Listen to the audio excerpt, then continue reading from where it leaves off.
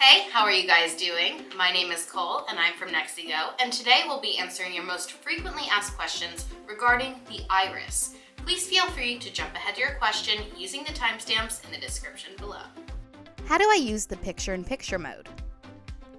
Picture-in-picture mode splits your recording into two frames. A large primary image that fills the video feed and a smaller image that sticks to the bottom right corner. The smaller image automatically tracks your face while you control the primary image. To enter picture-in-picture mode, press the target tracking button. This feature is intended for lectures and presentations that use whiteboards or other physical media. We recommend framing your whiteboard and saving that position to a preset before you start your presentation. How does the iris help protect my privacy and prevent data breaches? The iris stores any changes to its settings locally, using its onboard flash memory. This sets the iris apart from other webcams that require you to install additional software to adjust and save settings. In fact, every feature on the iris works out of the box without a Wi-Fi connection. That's one fewer avenue for your data to be tracked and stored. How do I use the different viewing modes?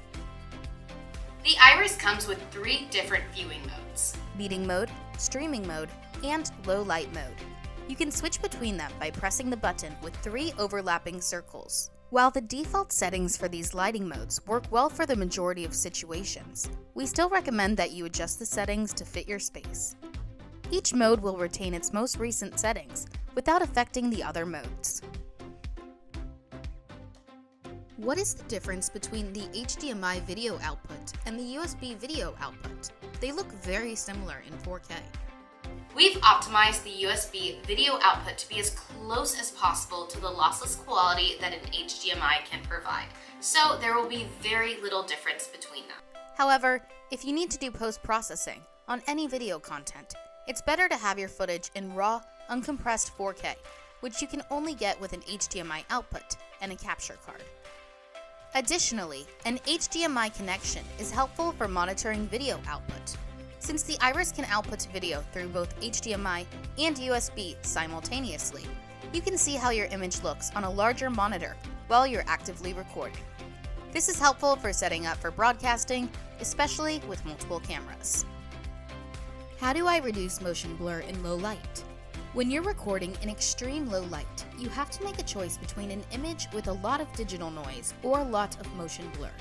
This is because 3D noise reduction removes stray pixels and replaces them with pixels from the same place in a previous frame. This generally produces a more stable and smoother image. However, cameras will sometimes mistake your movement for visual noise, causing them to retain the pixels that describe where you were in addition to those that describe where you are now. Reduce the 3D noise setting to eliminate motion blur if you anticipate moving a lot while recording. We recommend lowering 3D noise reduction to 1 rather than turning it off for the best video quality without motion blur.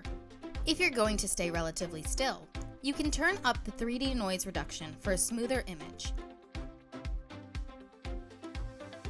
As you increase your lighting, both motion blur and visual noise will naturally disappear. What is facial enhancement?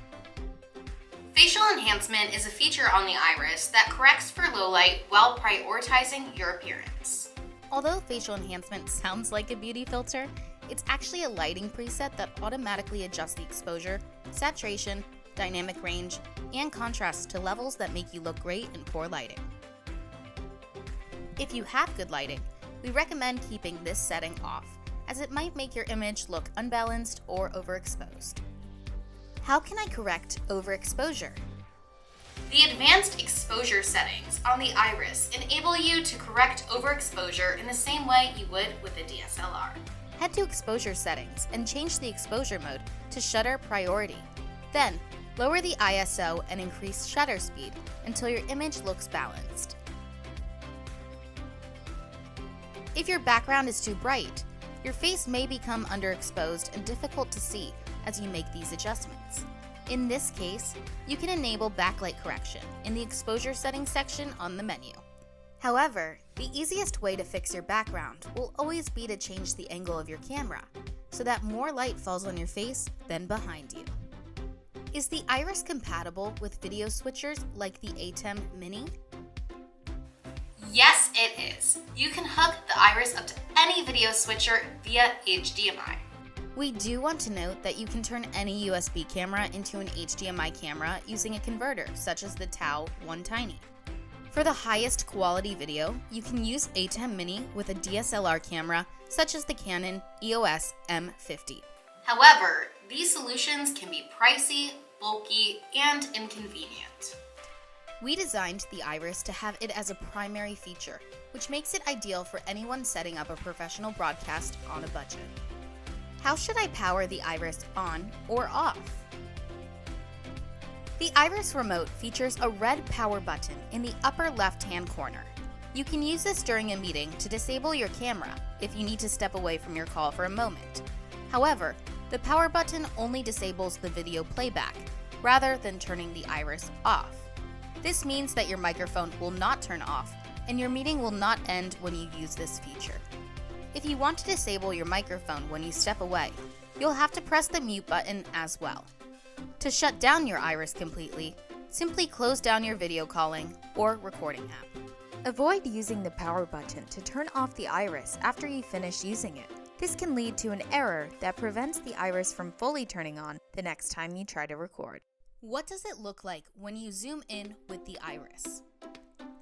With the iris, you can zoom up to 5 times magnification without a significant drop in quality, and up to 10 times magnification for a usable but lower resolution image.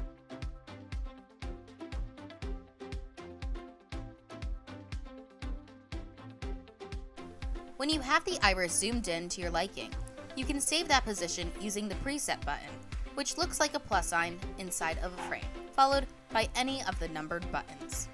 You can recall up to 10 presets at any time by pressing the preset's corresponding number.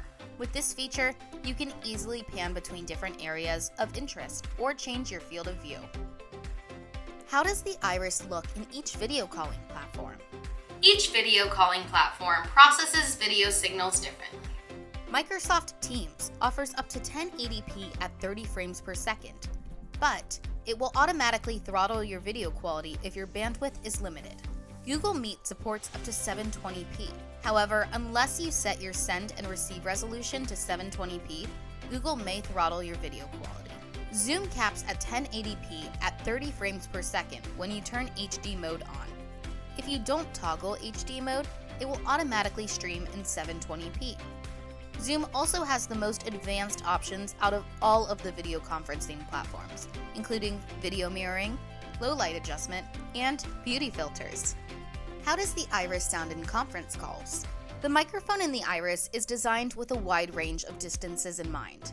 It can handle recording one person within 1 foot of the iris. However, it can also record multiple people at various distances. This is what it sounds like from 3 feet away. And this is what it sounds like from 5 feet away. As you can tell, it still sounds loud and clear. But if you aren't happy with your audio settings, you can always adjust them on the webcams menu. You can use the iris to record a whole conference room. This is what you'll sound like from 10 feet away. If you have any additional questions, please comment and we'll answer them directly or address them in another video. Thanks for watching. We'll see you next time.